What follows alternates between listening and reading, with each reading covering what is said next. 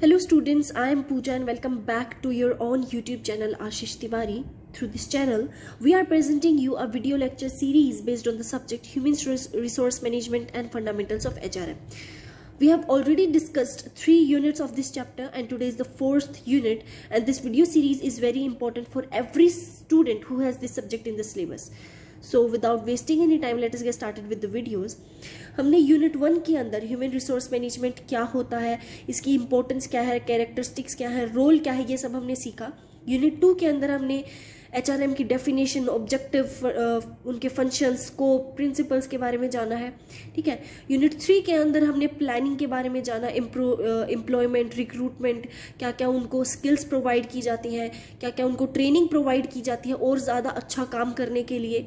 ये हमने unit 2, unit 3 के अंदर सीखा. रिक्रूटमेंट प्रोसेस क्या होता है, बोनस क्या होता है. आज हम करेंगे यूनिट 4 का lesson 1 which is performance appraisal. Performance appraisal जो है बहुत ही इंपॉर्टेंट टास्क है HRM प्रोसेस का, जिसके अंदर एक एम्प्लॉय के काम, उसके बिहेवियर, एबिलिटी और अचीवमेंट को इवेल्युएट करना जाता है. ठीक है. इसका पर्पस होता है कि एम्प्लॉय कितना अच्छा काम कर रहा है जॉब में. ठीक है. वो कितना अच्छा है वो काम करने में. मतलब क्या होता है परफॉर्मेंस अप्रेजल का? It is the process of systematically and regularly evaluating an employee's performance. एक एम्प्लॉय की परफॉर्मेंस को सिस्टमैटिकली इवेल्युएट करना. ऑब्जेक्टिव, एम्प्लॉय परफॉर्मेंस को समझना, उनकी स्ट्रेंथ और वीकनेस, क्या कमजोरी है, क्या उनकी स्ट्रेंथ है, उसको आइडेंटिफाई करना, उनको ट्रेनिंग नीड्स को आइडेंटिफाई करना कि भाई इनको कितनी ट्रेनिंग की नीड है. Provide a basis for promotion, salary increase and rewards का बेसिस करना, and to motivate employee for the better performance. Advantages क्या है? इम्प्रूव्स एम्प्लॉय एफिशिएंसी को इम्प्रूव करता है. Helps management take better decisions लेने में मदद करता है.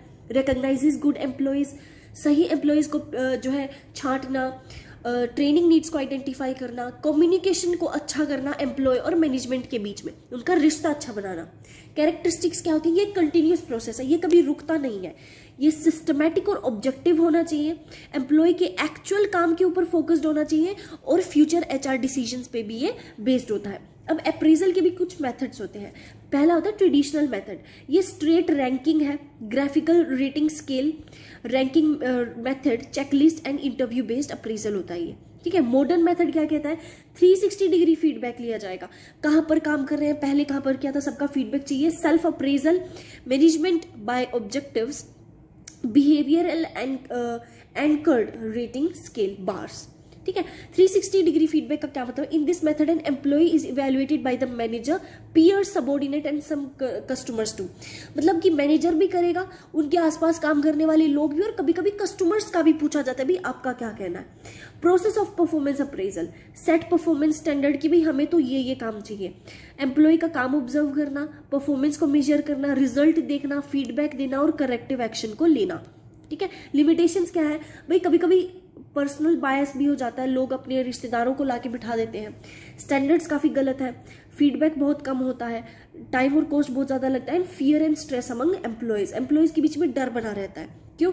क्योंकि आपका सुपीरियर अगर बार बार चेंज हो रहा है और हर बार कोई आपका फायदा उठा रहा है तो एम्प्लॉयज के लिए तो ये स्ट्रेसिंग होगा ही. A company evaluates is employees every 6 months. Those who perform well are given bonuses and promotions. Conclusion निकल के आता है कि परफॉर्मेंस अप्रेजल एक बहुत ही ज्यादा इंपॉर्टेंट पार्ट है ऑर्गेनाइजेशन और एम्प्लॉय दोनों के लिए.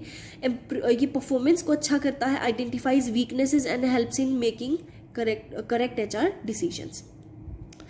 Compensation and remuneration.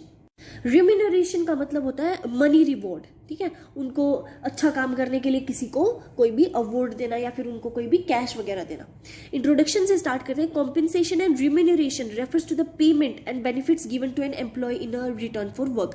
काम के बदले में उन्हें जो बेनिफिट्स और पेमेंट दिया जाता है उसे कॉम्पेंसेशन और रिम्यूनरेशन कहते हैं. ठीक है. It is an important tool for motivating and retaining employees. Employees की रिटेनमेंट रखना, यानी कि अगर एक एम्प्लॉय आपके साथ आ गया है तो उसको लंबे टाइम तक अपनी कंपनी से जोड़े रखना, उसे रिटेन कहा जाता है.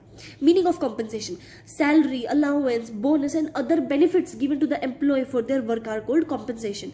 काम के बदले में उनको जो बेनिफिट्स वगैरह दिए जाते हैं, बोनस वगैरह दिए जाते हैं, उसे ही कॉम्पेंसेशन कहते हैं. अब देखो कॉम्पेंसेशन ना 3 तरह का होता है. एक डायरेक्ट होता है, भाई पैसा दे दिया, डियरनेस अलाउंस, बोनसेस दे दिया, इंसेंटिव्स दे दिया एंड ओवर टाइम पे भी दे दिया। एक होता है इनडायरेक्ट, जैसे मेडिकल बेनिफिट उठा लिया, लीव दे दी उनको, paid leave, insurance, pension, retirement benefits and housing facility भी, घर भी उनको प्रोवाइड किया जाता है कभी कभी। ऑब्जेक्टिव क्या है?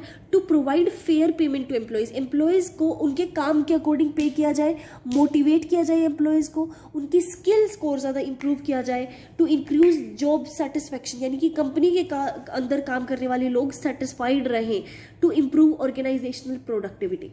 ठीक है। गुड कॉम्पेंसेशन सिस्टम कैसा होता है? जो फेयर हो, कॉम्पिटिटिव हो, ट्रांसपेरेंट हो और परफॉर्मेंस के ऊपर बेस्ड हो, कोई बायस वगैरह जिसके अंदर ना हो। Importance of compensation, keeps employees satisfied रखता है, टर्नओवर कम करता है, increases interest in work and brings stability to the organization, encourages better performance।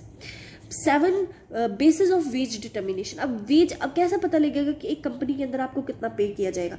आपका काम कैसा है, आप किस तरह का काम करते हैं, एम्प्लॉय एक्सपीरियंस क्या है, आपके आसपास के लोग आपकी कैसे हैं, आपका बिहेवियर है उनके साथ, एजुकेशन और स्किल्स कैसी है, मार्केट रेट क्या है और आपकी परफॉर्मेंस कैसी है। Challenges, difficulty in giving equal pay, सबको एक जैसी पे नहीं दी जा सकती है। इफेक्ट ऑन इन्फ्लेशन, इन्फ्लेशन का भी काफी ज्यादा बड़ा रोल रहता है।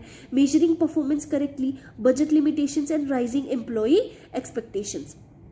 Example, a company gives its employees monthly salary, bonus, medical benefits and leave. This keeps employees happy and encourages them to stay longer. Conclusion निकल के आता है कि compensation और remuneration जो है एक बहुत ही ज़्यादा important part है HRM का। Fair compensation system motivates employees and helps organization succeed. और यहीं पर आपका यूनिट 4 खत्म होता है। आई होप आपको सब कुछ अच्छे से समझ आया होगा। If you have any sort of doubt, make sure to mention it in the comment section and that's it for today.